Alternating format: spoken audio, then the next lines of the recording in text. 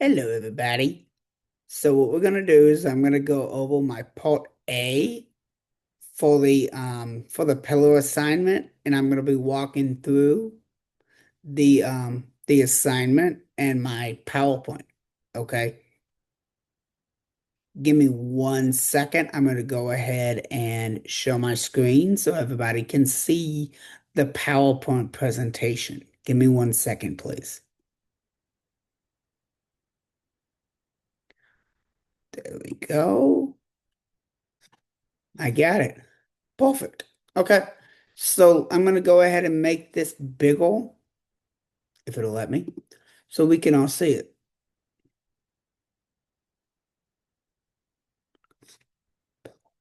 Okay. Hold on.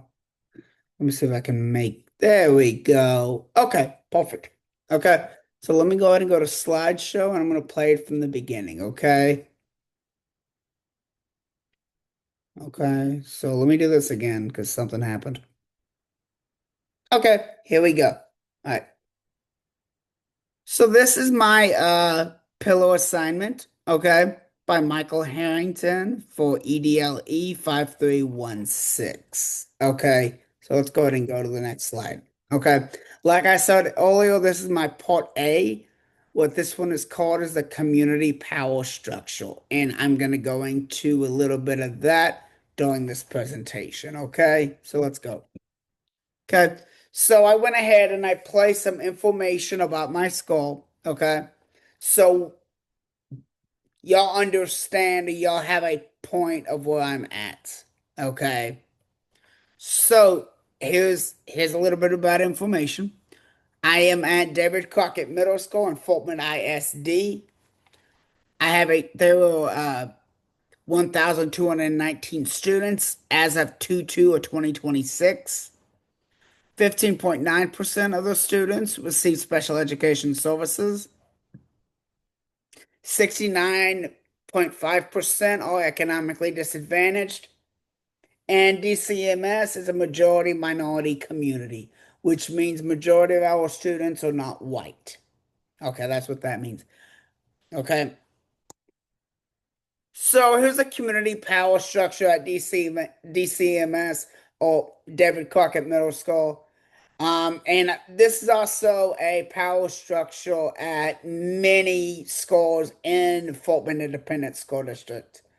Um, One thing that my district really sees is the importance of parental involvement in the schools, right? They like to make sure that the parents are aware of what's going on the campus and also around the district because it can impact them and it can impact their student. Okay.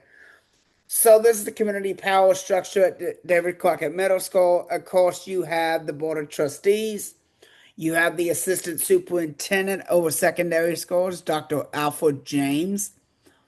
You have school administration slash school leadership, such as the principal, the associate principal, our assistant principals, and then, of course, the parents. Like I said earlier, and parental involvement is very, very important to Fulton ISD, and that's one thing that the district prides itself on is having great parental involvement. Okay. So, how do they exercise their power? How do these people that have power at my school and also around the district exercise that power? So, the Board of Trustees handles funding for the schools and the attendance boundaries of the schools. Okay. There is a lot more they handle for the schools, but this is pretty much what they do for us. Okay.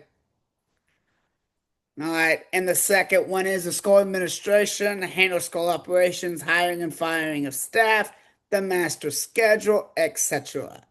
Okay, there's a lot of things as well that my school administration does at that school to make sure it runs effectively or efficiently. Okay,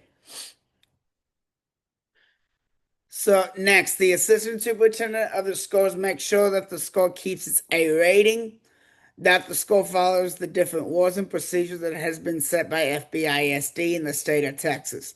Now, I will say that's also school administration's deal is to make sure we maintain an A rating. But Dr. James oversees that and makes sure we continue with our good rating that we've had in the past. Okay, and he also wants to and he also makes sure um that we follow the rules and procedures set by FBISD and the state of Texas. Okay. And then the parents, because they have the most important on education, on the students' education. Because parental involvement, like I've said before, is one of the most important things that a district and a school can do. Okay, a parent needs to be involved with their child's education. And that's the way it should be in districts and schools across America. Okay. Just wanted to throw that out there. Okay.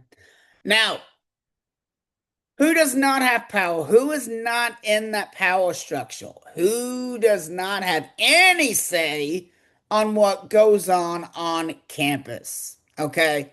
Now, the students. Now, I say that because the students really do not have any say on in any of the classes they take or anything that they have to do with education.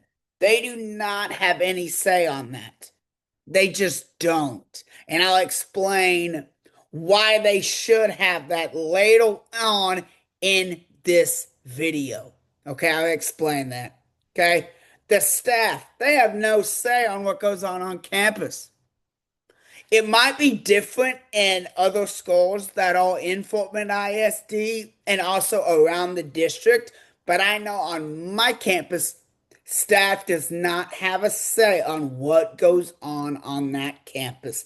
And I believe that they should because they walk there and they walk with those students every single day. Now, teachers do have an autonomy on how they run their classrooms, but they do not have an autonomy on how they plan, how they handle discipline, and all that other fun stuff. Okay, and I'm going to go into more of that later on in this video and also in this PowerPoint presentation. Okay, I would also say the individual person on the board because the board works as a collective, they work as a majority.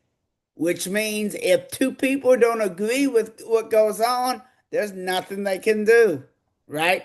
They go with the majority, like voting, okay? Because they vote yes, no, and they go with the majority. They're not going to go with what two people say. They're going to go with the majority, okay? Now, this is continued, okay? I would also say that the people other than the students, parents, or guardians, such as grandmas, grandpas, aunts, uncles, they don't have any power in the school. And the reason I bring that up is number one, there were a lot of students in the state of Texas and in Fort Bend ISD and in Cypher ISD and in Katy ISD, pretty much in the whole Houston area where you have the grandparents, the parents of that student living under one household. The only people that have say is the parents and the guardians of that student. And the grandparents should have some say because they're there. They are there for for their grandchild's education as well. So that's a group of people that I think don't have any say. All right, and I would also say that the small business people, don't have any power. Now, the reason I say that, and this is more important for high school, because when students are going through high school, they need to learn these skills. They need to gain these skills so when they get out of high school, they can be employed, right? And And especially if they have a disability, they need to work with those businesses so they can have some say in what's actually taught in those classes, like in vocational education, in the co-op classes. They need to know how to, the kiddos need to learn about those businesses and learn how to do the job so when they get out, they can have a job, right? Because not every student is going to go to college. We need to remember that. These businesses are going to be, these kiddos are going to work for these businesses. So I think the businesses need to have some say, little say, but need some say on what goes on that campus, right? What is taught. Maybe they do vocational education for those, for the sped babies, you know? That's why I say they don't have any power. Okay. Now, reflection. I feel comfortable with the power structure on my campus. However, I do believe that staff and students do need a little bit more of a say in the schools. Okay. The students need to have some say with their education and learning, and the staff needs to have say because they work on that campus and they work with those students every single day. So they need some say on this stuff. Okay. I do also think that if a student has more of a say on their education, they are more likely to want to do well with that education, right? They want to do well if they understand, why am I taking this? I was able to sign up for this, so I'm going to take it seriously, right? So I think students need a little bit more say in their education, okay?